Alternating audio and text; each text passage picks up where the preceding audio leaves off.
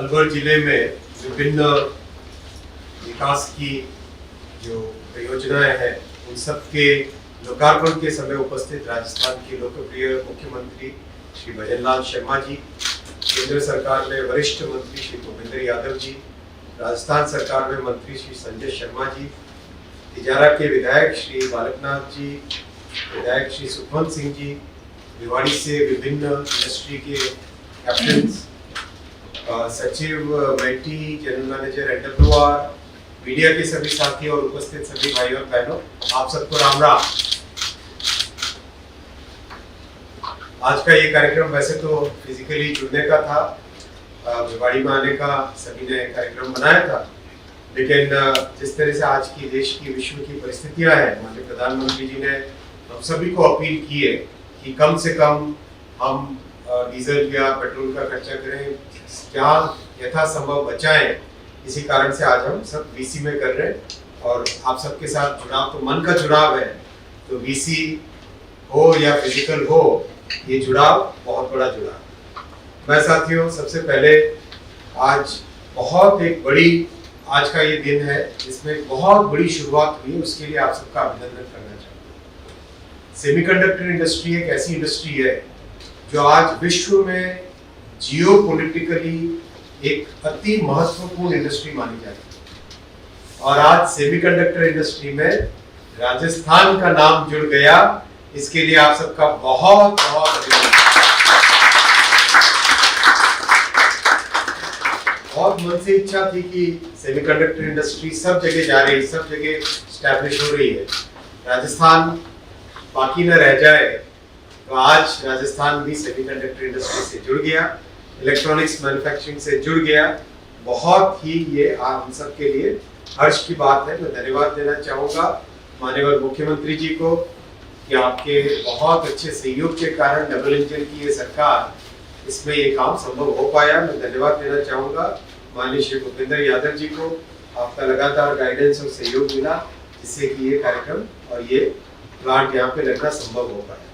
मैं धन्यवाद देना चाहूँगा अमृत मनवानी जी को, IIT कानपुर के हमारे पास आउट है, हमारे एलुमनाई है, तो एक अलग ही जुड़ाव रहता है कॉलेज का। तो आपको भी बहुत बहुत धन्यवाद कि आपने इतना बड़ा इनिशिएटिव लिया और भिवाड़ी में आज ये कार्यक्रम, ये फैक्ट्री लगाई।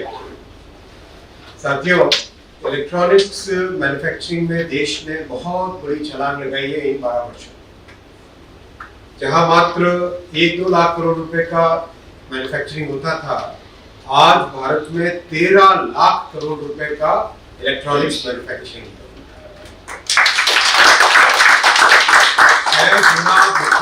6 गुना बढ़ी।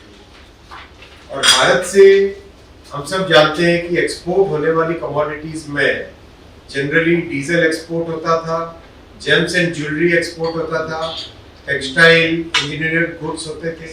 इलेक्ट्रॉनिक्स का नाम कभी आता नहीं था कि भारत से क्या एक्सपोर्ट होता है भाई, उसमें इलेक्ट्रॉनिक्स का नाम कभी सुना नहीं जाता था। आज मोबाइल फोन भारत से एक्सपोर्ट होने वाली एक नंबर सबसे पहली कमोडिटी बन गई है जो भारत से एक्सपोर्ट है। और इलेक्ट्रॉनिक्स के एक्सपोर्ट्स इस पिछले दशक में 11 गुना बढ़े हैं। 11 गुना, 4,24,000 करोड़ रुपए के एक्सपोर्ट भारत से इलेक्ट्रॉनिक्स के होने लगे हैं। बहुत बड़ी देश के लिए उपलब्धि है और ये संभव हो पाया क्योंकि प्रधानमंत्री श्री नरेंद्र मोदी जी ने इस सेक्टर को एक फोकस सेक्टर माना, इस सेक्टर पे बहुत विस्तृत तरीके से ध्यान दिया और ध्यान देने के कारण आज ये संभव हो पाया। कई तरह के कार्यक्रम हाथ में लिए गए, इलेक्ट्रॉनिक्स मैन्युफैक्चरिंग क्लस्टर हाथ में लिया गया, स्पेक्स प्रोग्राम एक हाथ में लिया गया, ISM हाथ में लिया गया, PLI स्कीम एक हाथ में ली। एक तरीके से कई तरह के कार्यक्रम हाथ में लिए और उनको बहुत मेथोडिकली एग्जीक्यूट किया। एक के बाद एक कोई भी समस्या आए उसमें राज्य सरकार के साथ मिलकर, प्रदेश में जिले के साथ मिलकर उसको सॉल्व करके, इंडस्ट्री के साथ मिलकर सॉल्व करके आज भारत में 12 सेमीकंडक्टर प्लांट हो गए और विश्व में एक नई पहचान बनी है। मुझे याद आता है 5 साल पहले जब सेमीकंडक्टर की बात किसी भी विश्व के पटल पर बात करते थे कि भारत सेमीकंडक्टर बनाने की इच्छा रखता है और इस इंडस्ट्री में आना चाहता है, लोग एक प्रश्न चिन्ह की तरह देखते थे और आज वो प्रश्न चिन्ह विश्वास में बदल चुका है।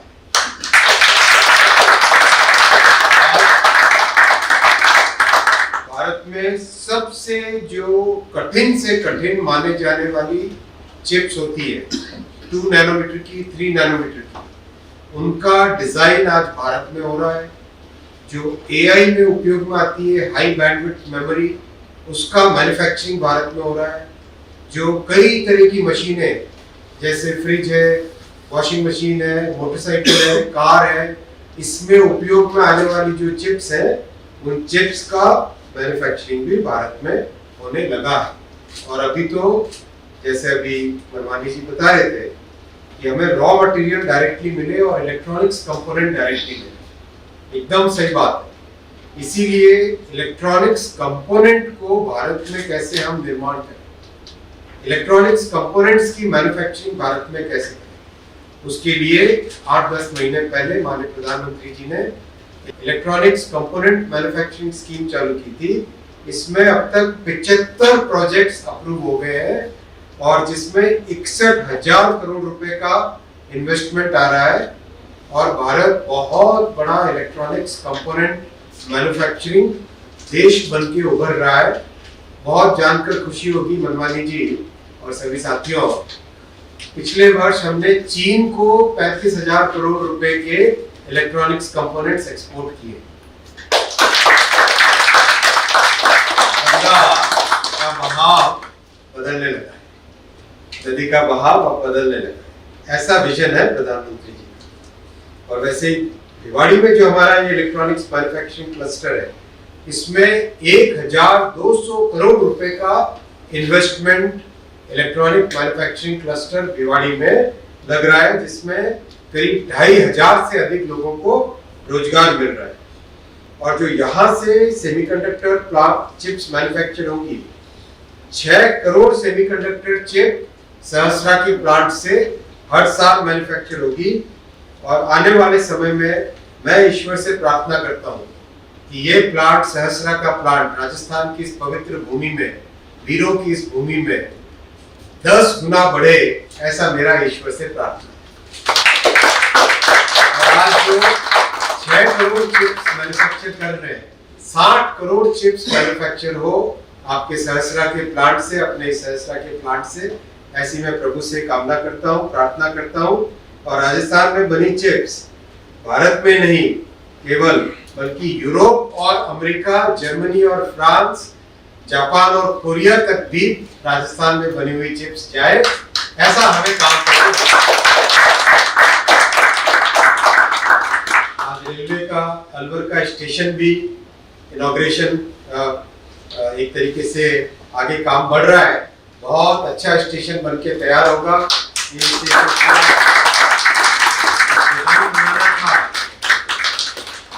स्टेशन का डिजाइन बनाना था, तब मैंने माननीय मंत्री जी से, जो मेरे बड़े भाई है श्री भूपेंद्र यादव जी से रिक्वेस्ट किया था कि हमारे अलवर के सभी साथियों को लेके आए। तो जिस कार्यालय में आज बैठे हैं रेल भवन में, इसी कार्यालय में बैठे थे और जितने भी डिजाइन के ऑप्शंस थे वो सब सभी साथियों के सामने रखे गए और आप सबके सहयोग से जो डिजाइन अप्रूव हुआ वो ये वाला डिजाइन है। और इसी डिजाइन पे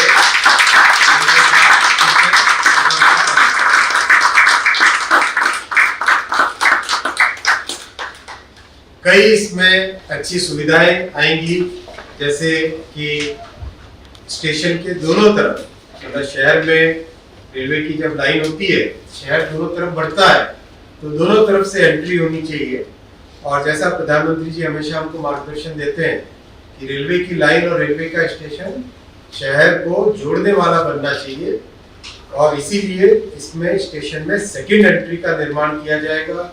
दोनों साइड सुंदर बिल्डिंग, राजस्थान के कल्चर को, राजस्थान की स्थापत्य कला को ध्यान में रखते हुए इसका निर्माण किया जाएगा। और बहुत सुंदर प्लेटफॉर्म एक्स्ट्रा बन रहे हैं, ओवर ब्रिजेस का नए तरीके से पूरा, और हर तरह से पार्किंग, आना जाना, हर तरीके से सुविधाओं का इसमें ध्यान रखा गया। अलवर जिले में करीब 3 स्टेशन ऑलरेडी बन चुके हैं। गोविंदगढ़ कंप्लीट हुआ, राजगढ़ कंप्लीट हुआ, खैरथल कंप्लीट हुआ, 3 स्टेशन बन चुके हैं। पूरे राजस्थान में अमृत स्टेशन योजना के तहत 85 स्टेशन बना रहे हैं। उसमें से अब तक 15 स्टेशन बन चुके हैं। माननीय मुख्यमंत्री जी, आपका धन्यवाद, आपका बहुत सहयोग इसमें। अभी तक जो 15 स्टेशन बनके कंप्लीट हुए हैं, बाड़मेर, बूंदी, दौसा, लीग, देशनोक तो जाना भी हुआ था, हमारे प्रधानमंत्री जी स्वयं वहाँ आए थे। फतेहपुर, शेखावाटी, गंगापुर सिटी, गोगामेड़ी, गोविंदगढ़, राजगढ़, खैरथल, तीनों आपके स्टेशन।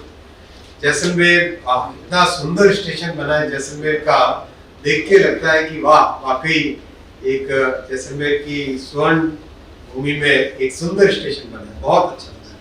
मांडलगढ़ का स्टेशन भी पहाड़ों के बीच में इतना सुंदर दिखता है। मंडावर, महाबारो और सोमेसर तो मेरे जन्म स्थान का स्टेशन है, बहुत ही सुंदर बना है स्टेशन सोमेसर। 5 वंदे भारत राजस्थान में चल रही है, 1 अमृत भारत चालू की है, और अब तक जो माननीय प्रधानमंत्री जी ने 10,228 करोड़ रुपए का बजट रेलवे के लिए दिया है।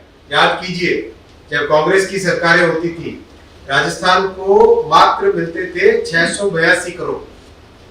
कितने साथियों? 682 करोड़। अब आज प्रधानमंत्री जी इस डबल इंजन की सरकार को राजस्थान के विकास के लिए देते हैं 10,228 करोड़। अब इसका रिजल्ट भी दिखाई दे रहा है। इस बीते दशक में 3,900 किलोमीटर रेलवे ट्रैक्स राजस्थान में बिछाए जा चुके हैं। 10 गतिशक्ति कार्गो टर्मिनल बन चुके हैं, मारवाड़, मुंडवा में, खेमली में, भोपाल सागर में, सोनू में, एकदम बॉर्डर पे, हनुमंत में, सुंदलक में, मांडलगढ़ में, न्यू सराधना में, हिरनौदा में, केरला में। 6 गतिशक्ति कार्गो टर्मिनल अभी बन रहे हैं, जोगीमगना में, लानेला में, धनक्या में। धनक्या तो हमारे विचार परिवार में दीनदयाल जी की भूमि। धनक्या में, कोटा जंक्शन में, जहाँ से हमारे स्पीकर साहब आते हैं, नवलगढ़ में, बिरदवाल में, और 8 और का अप्रूवल हुआ है गतिशक्ति कार्गो टर्मिनल का। शीतल नगर में, बिरदवाल में, गेगल आखरी में, सोनू में, खारिया कंगार, सालपुरा, पर्वतसर सिटी और बदवासी में। तो एक तरीके से राजस्थान में रेलवे के माध्यम से आप जो मैन्युफैक्चर करें, चाहे आप सीमेंट बनाएं या सेमीकंडक्टर बनाएं, चाहे आप टेक्सटाइल बनाएं या हैंडीक्राफ्ट बनाएं, चाहे आप मशीनें बनाएं या फिर रॉकेट बनाएं, रेलवे की तरफ से यातायात की, रेलवे की तरफ से देश के किसी भी पोर्ट तक सामान पहुंचाने की जिम्मेदारी हमारी पूरी है। और इसके लिए 10 और 6 16 और 8 24 और 24 के बाद में भी अगर 50 गतिशक्ति कार्गो टर्मिनल भी चाहिएंगे तो 100% गारंटी के साथ कहते हैं पूरे मिलेंगे, और राजस्थान के लिए किसी भी तरीके की रेलवे की यातायात में बहुत सारे रेलवे के नए प्रोजेक्ट्स भी चल रहे हैं। अगर ये राजस्थान का नक्शा देखें तो इस नक्शे में कई नए प्रोजेक्ट चल रहे हैं। मैं सबका एकदम संक्षिप्त में सिर्फ नाम पढ़ूंगा। आगरा बांदीकुई की डबलिंग चल रही है, अजमेर से चित्तौड़गढ़ की डबलिंग चल रही है, बीकानेर से लालगढ़ की डबलिंग चल रही है, चूरू से सादुलपुर की डबलिंग चल रही है, देवगढ़ मदारिया से नाथद्वारा गेज कन्वर्जन जो वर्षों से मिडिल गेज था, पश्चिमी राजस्थान को मेवाड़ से जोड़ने का, वो प्रोजेक्ट अब चालू हुआ है। धौलपुर सरमथुरा गंगापुर सिटी का गेज कन्वर्जन चल रहा है। रोहनी से दिल्ली की डबलिंग चल रही है। मथुरा से झांसी 3rd लाइन चल रहा है। मथुरा से नागदा 3rd और 4th लाइन चल रहा है। नीमच से बड़ी सादड़ी न्यू लाइन, पुष्कर से मेड़ता न्यू लाइन। देखिए, मतलब इतना बड़ी हमारी सांस्कृतिक धरोहर है पुष्कर, और बहुत बड़ा श्रद्धा का केंद्र है। पुष्कर से मेड़ता न्यू लाइन, रामगंज मंडी से भोपाल नई लाइन, रेवाड़ी से खटवास की डबलिंग, रिंगस से सीकर की डबलिंग, सवाई माधोपुर से जयपुर की डबलिंग, शिवपुर कला मध्य प्रदेश में वहां से कोटा की नई लाइन, और तरंगा हिल से आबू रोड गुजरात और अंबाजी माता जी के मंदिर को जोड़ने वाली नई लाइन, और उमरा देवारी डबलिंग। तो एक तरीके से राजस्थान के हर क्षेत्र में बहुत सारे प्रोजेक्ट्स एक साथ चल रहे हैं। कई नई गाड़ियां चालू हुई, दिल्ली से जोधपुर वंदे भारत, दिल्ली से बीकानेर वंदे भारत, पुणे से जोधपुर एक्सप्रेस डेली की, चंडीगढ़ से उदयपुर एक्सप्रेस जिसके लिए अभी प्रस्ताव आया है कि इसकी फ्रीक्वेंसी बढ़ाई जाएगी, चेन्नई से जोधपुर की एक्सप्रेस डेली, दरभंगा से अजमेर की जो कि जयपुर से कई कार्यकर्ताओं की रिक्वेस्ट थी, अब उसकी फ्रीक्वेंसी भी बढ़ाई जाएगी। हैदराबाद से जोधपुर भगत की कोठी डेली एक्सप्रेस चालू हुई, जैसलमेर से स्वर्ण नगरी एक्सप्रेस चालू हुई दिल्ली को जोड़ने वाली, उदयपुर सिटी से अहमदाबाद वंदे भारत चालू हुई। टोटल 46 गाड़ियां चालू हुई है राजस्थान।